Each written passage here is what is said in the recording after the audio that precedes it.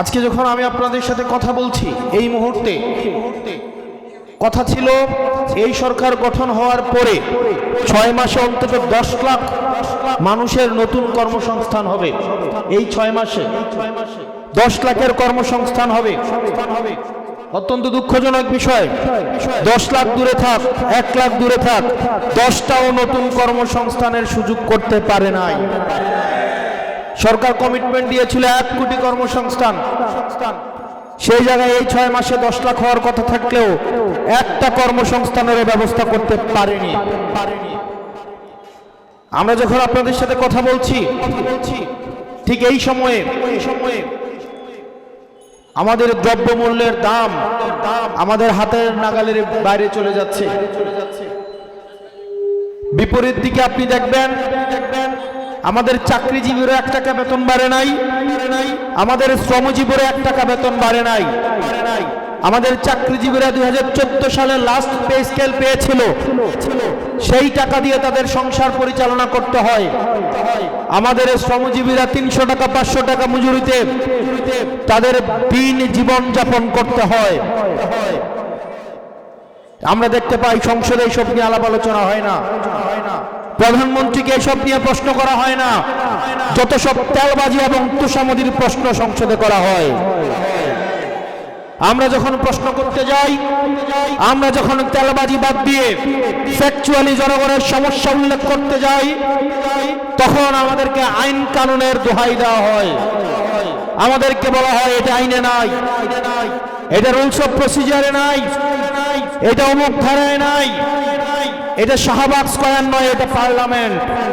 ওনারা ভুলে যান শাহবাগ স্কয়ার হয়েছে বলেই পার্লামেন্টে তারা বসতে পেরেছে।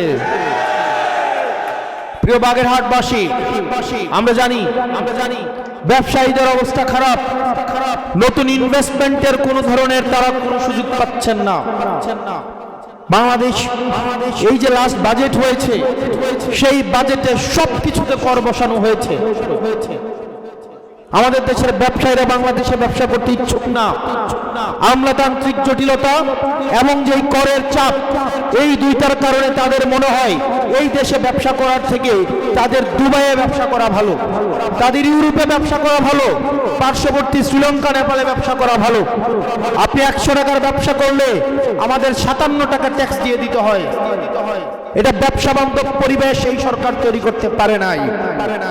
তরুণদেরকে নতুন কোন কর্মসংস্থান তৈরি করতে পারে নাই, সরকারি চাকরির ব্যবস্থা করতে পারে নাই।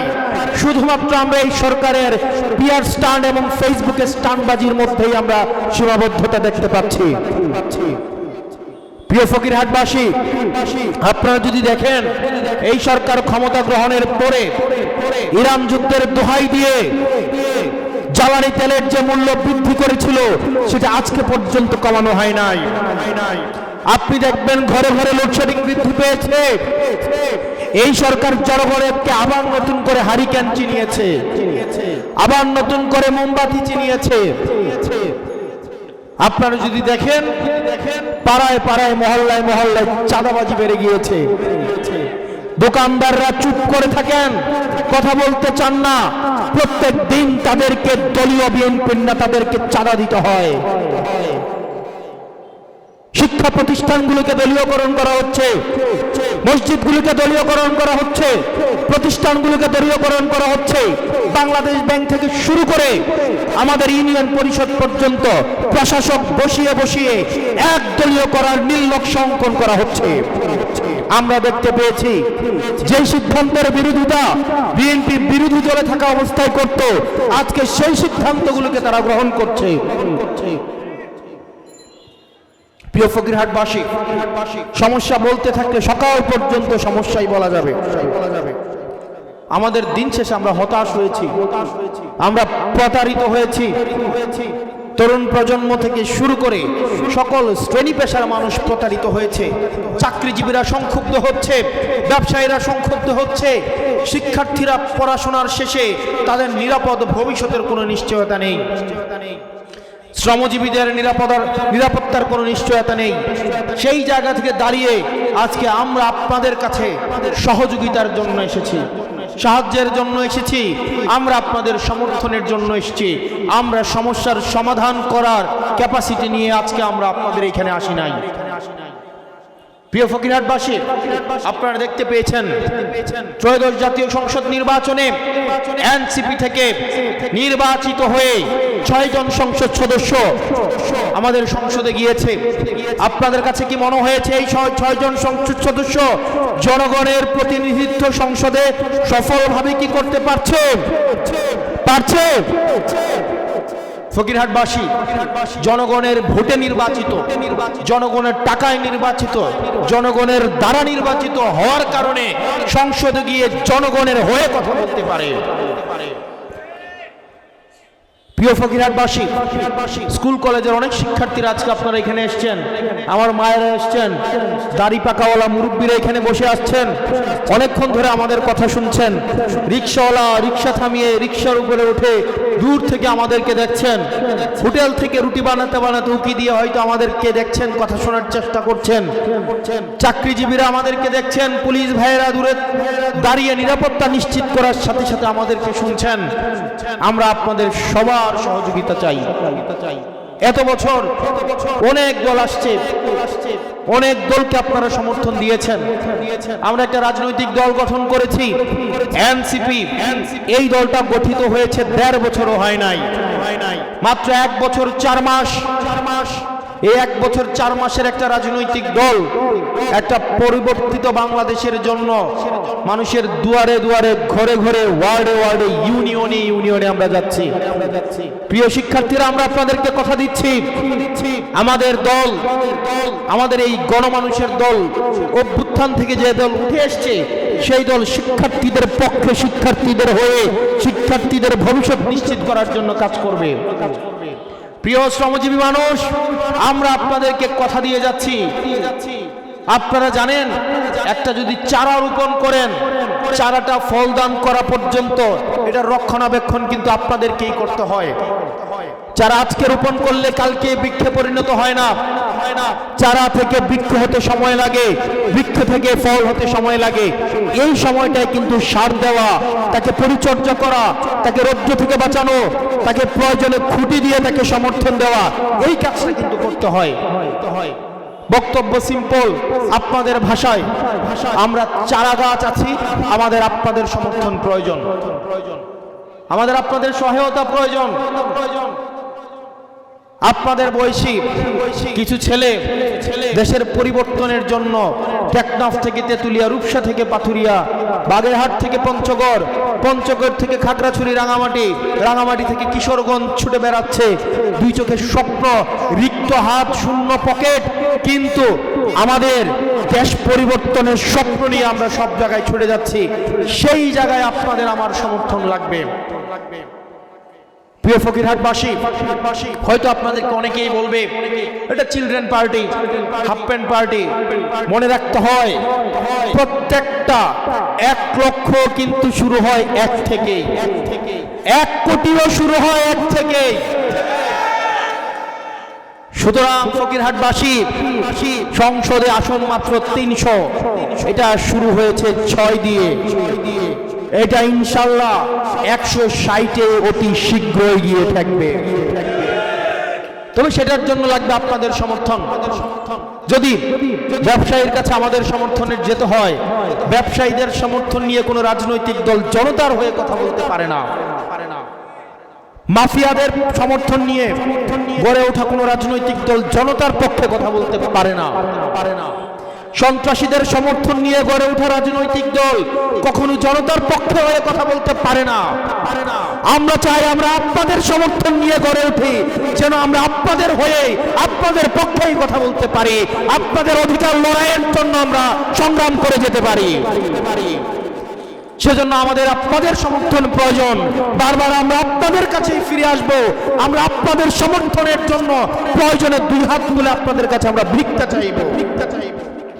আমরা বিশ্বাস করি মাফিয়াদের সমর্থন নিয়ে, সাহায্য নিয়ে, বর্জুয়াদের সাহায্য নিয়ে, সন্ত্রাসীদের সাহায্য নিয়ে দল গঠন করার থেকে জনতার পায়ে পায়ে ভিক্ষা করে দল গঠন করা অধিক সম্মানের। প্রিয় ফকিরহাটবাসী, আমরা বিশ্বাস করি আপনারা আমাদেরকে নিরাশ করবেন না। প্রিয় মা বোনেরা, আমরা আপনাদেরকে নিরাশ করতে চাই না। আমরা আপনাদের কাছে আমাদের নিজেদেরকে সঁপে দিচ্ছি। আপনারা যেভাবে চাইবেন, আপনাদের প্রত্যাশা এবং প্রাপ্তি, এটাই হচ্ছে আমাদের ম্যানিফেস্টো। আপনাদের না পাওয়াগুলোই হচ্ছে আমাদের রাজনৈতিক ভাষা, আপনাদের চাওয়াগুলোই হচ্ছে আমাদের রাজনৈতিক কর্মসূচি। আপনাদের এত বছরের অন্যান্য রাজনৈতিক দলগুলোর প্রতারণাই হচ্ছে আমাদের রাজনৈতিক লড়াই। সেজন্য এখানে উপস্থিত সাংবাদিক ভাইয়েরা, পুলিশ ভাইয়েরা, ওই যে ব্যবসায়ী ভাইয়েরা, ট্রাক চালক, রিক্সা চালক ভাইয়েরা, মা বোনেরা, আপনাদের সবার স্বপ্ন পূরণে আমরা কাজ করে যাব। আমাদেরকে আপনারা সমর্থন দিন। আমরা ইনশাআল্লাহ এনসিপির নেতৃত্বে একটা পরবর্তীতে বাংলাদেশ বিনির্মাণ করবই। সেটির অংশ হিসেবে এই ফকিরহাটে আগামী স্থানীয় সরকার নির্বাচনে আপনারা জানেন আমরা আমাদের জায়গা থেকে আমরা লাবিব ভাইকে সমর্থন দিয়েছি। আপনারা জানেন আমরা প্রত্যাশা করি এবং বিশ্বাস করি এই লাবিব ভাই উনার নির্বাচন বলতে আমরা যেটা বুঝি, আপনারা বিগত সময়ের নির্বাচন আর এবারে আমাদের নির্বাচনের একটা পার্থক্য দেখছেন না? আমাদের নির্বাচন কে করে দিয়েছে? কে করে দিয়েছে? কারা এসে টাকা দিয়েছে? আমাদের নির্বাচন আমরা বলেছিলাম আমরা পুরনো খেলায় অংশগ্রহণ করতে আসিনি, বরং খেলার নিয়ম পরিবর্তন করে খেলার পরিবর্তন করতে আমরা এসেছি।